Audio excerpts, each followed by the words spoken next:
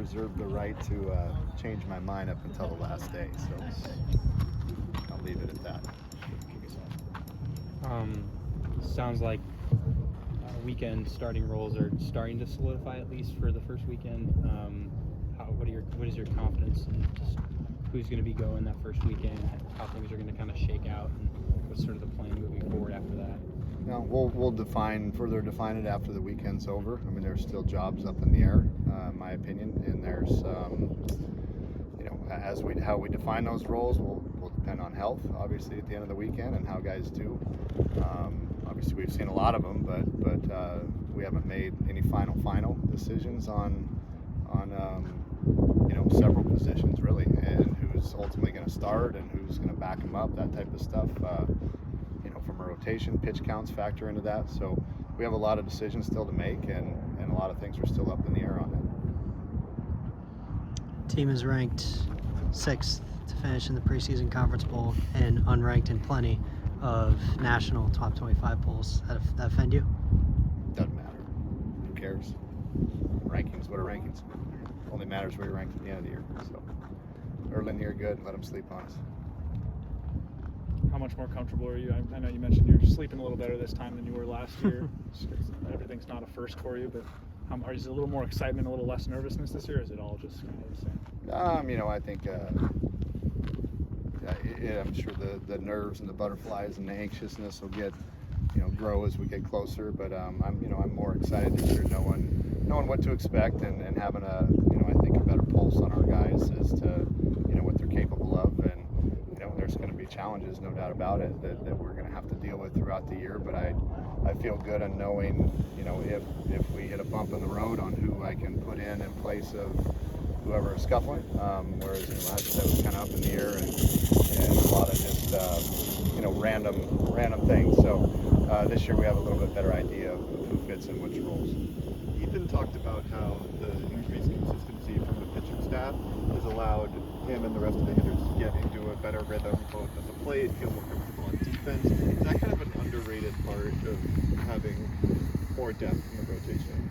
I mean, I think it helps all the way around when you have guys pumping the strike zone that are better arms and more bona fide arms. I think it not only helps everybody else's role increase in the fact that everybody gets, if you have a stud at the front of the rotation, that everybody else is able to fall into better roles at those different positions. But in addition to that, it helps the offense too.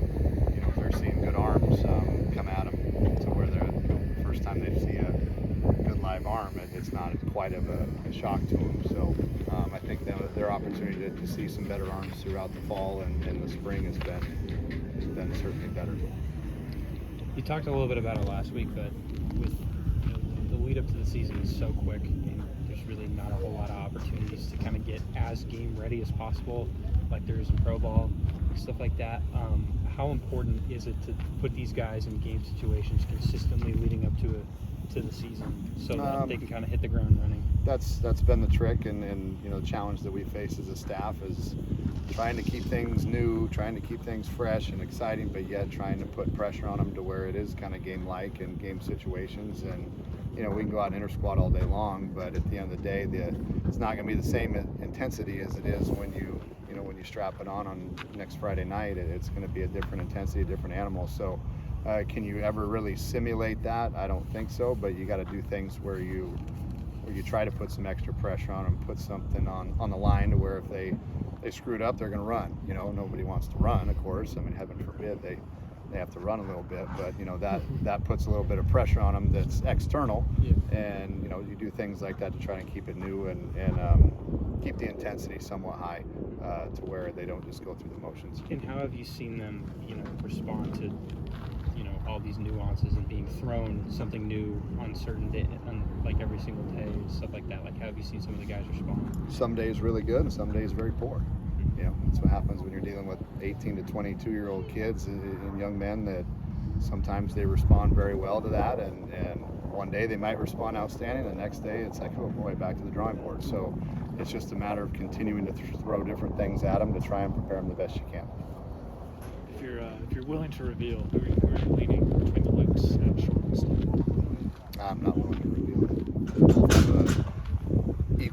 opportunity to play there, and I'm not sold that it's either one of those guys.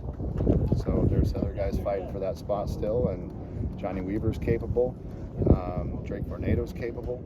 You know, we have some guys that are capable of playing there. So, you know, just when you think you got the right mix, then they go out and they have a very poor performance or two, and it makes you maybe go back and rethink it. So that's why, you know, I don't ever get definite until the day of, really, you know, or the night before. You gotta like to have a good idea, but I'm not, you know, I'm still not willing to reveal that ultimately. I mean, there's moving parts, man. I mean, if you got an injury here in the next day or two or this weekend that God forbid happens, then the whole lineup shuffles around and maybe looks completely different. That's why I'm hesitant to say Ethan's going to play first. He might be playing right. I don't know. Kean Boo might be playing first. Reese Behealer might play first, and Toby might DH. It just all depends on who we're facing, lefty-righty matchup. There's too many moving parts for me to definitely say today that this is what we're going with. You know, I got a pretty good idea, but at the end of the day, I'm not gonna put it in stone just yet.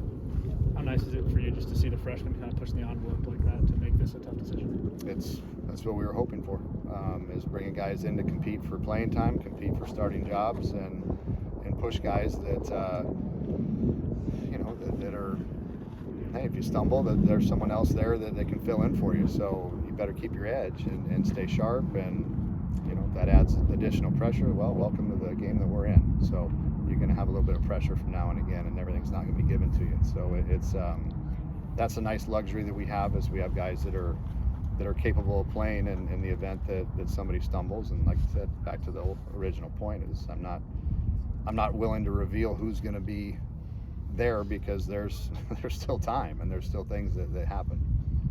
You've got the glove there. Does part of you kind of feel like you want to run out and take the field on Friday night? Not at all. That ship has sailed, man. And to me, this is about these young men and their experience. I've had my experience, and it was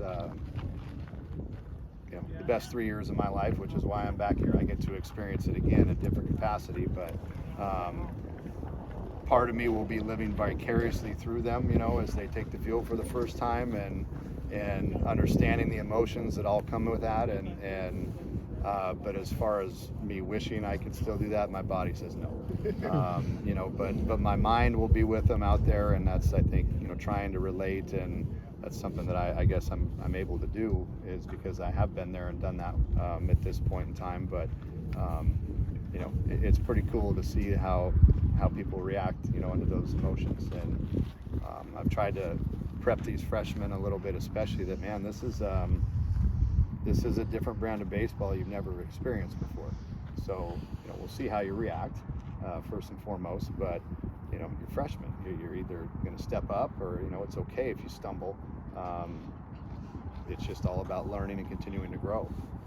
And I think it's that part of it I can relate. Because, you know, there were some bumps along the road as a freshman for me too. So I didn't start every day, play every day. So I understand the peaks and valleys that this level of baseball brings.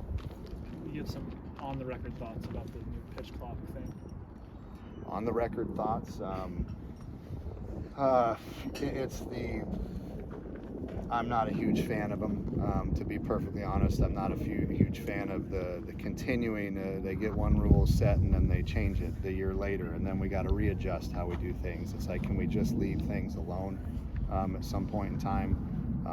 I get it, everybody wants to speed the game up, but, you know, I always thought that was a beautiful thing about baseball. You didn't have to worry about a clock. And now we're trying to appease the attention span of those that can't hold their attention span very long. So it's changed the game. It's taken away a little bit of the game within the game, which I think is an important part of the game we play.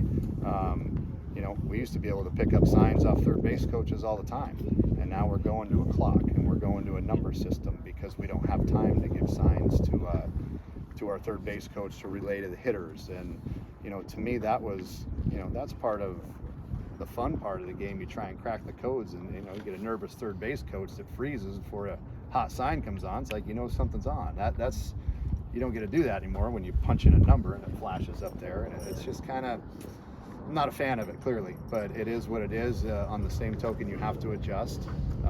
that's the rules that we're dealt, and you know, we'll try to live with them the best we can, and I'll have to swallow whatever my personal preference is and adjust to it. And you know, hitters having to be in the box with 10 seconds, and you know, do they have to be looking at the pitcher or not looking at the pitcher, and you know, there's just so many gray areas of the rule that is frustrating to me that man, we have a beautiful game. Let's stop screwing with it. In my mind. Coffee said he's never going to wear a wristband on a baseball field. Never say never. I never thought I would be flashing numbers at our kids either, so here I am.